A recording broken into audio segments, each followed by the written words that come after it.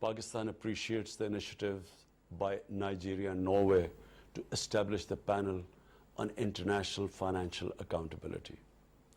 Each year, billions of dollars illicitly flow out of developing countries.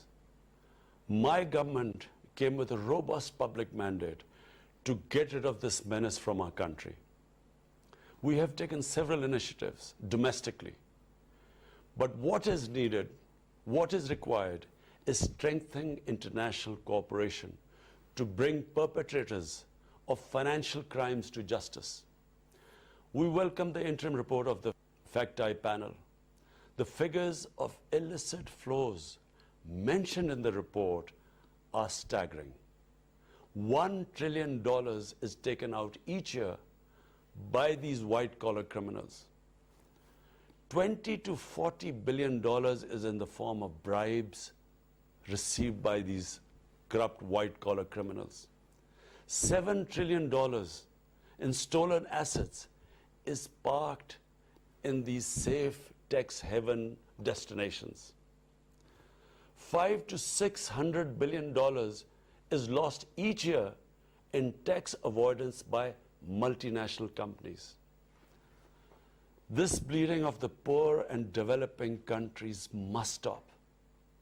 The international community must adopt decisive actions.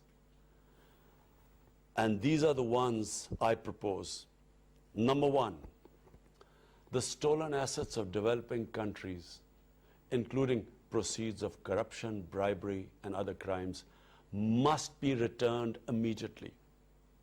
Two, the authorities in haven destinations must impose criminal and financial penalties on their financial institutions which receive and utilize such money and assets. Three, the enablers of corruption and bribery, such as accountants, lawyers, and other intermediaries, must be closely regulated, monitored, and held accountable.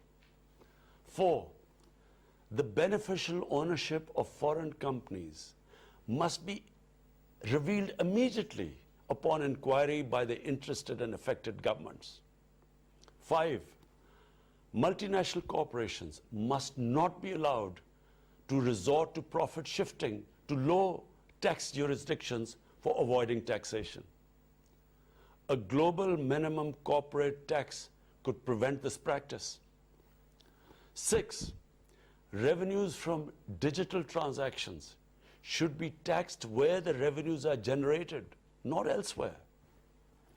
Seven, unequal investment treaties should be discarded or revised, and a fair system for adjudication of investment disputes set up. Eight, all official and non-official bodies set up to control and monitor illicit financial flows must include all the interested countries. Nine, the UN should set up a mechanism to coordinate and supervise the work of the various official and non-official bodies dealing with illicit financial flows to ensure coherence, consistency, and equity in their work. The need of developing countries to protect and preserve their precious resources has become even more vital because of the recession triggered by COVID-19 pandemic. Excellencies, finally I would say that unless these steps are taken, the difference between the rich and poor countries will keep growing. The developing countries will get impoverished. And what we see of the current migration crisis, this will be dwarfed by what will happen in the future if this gulf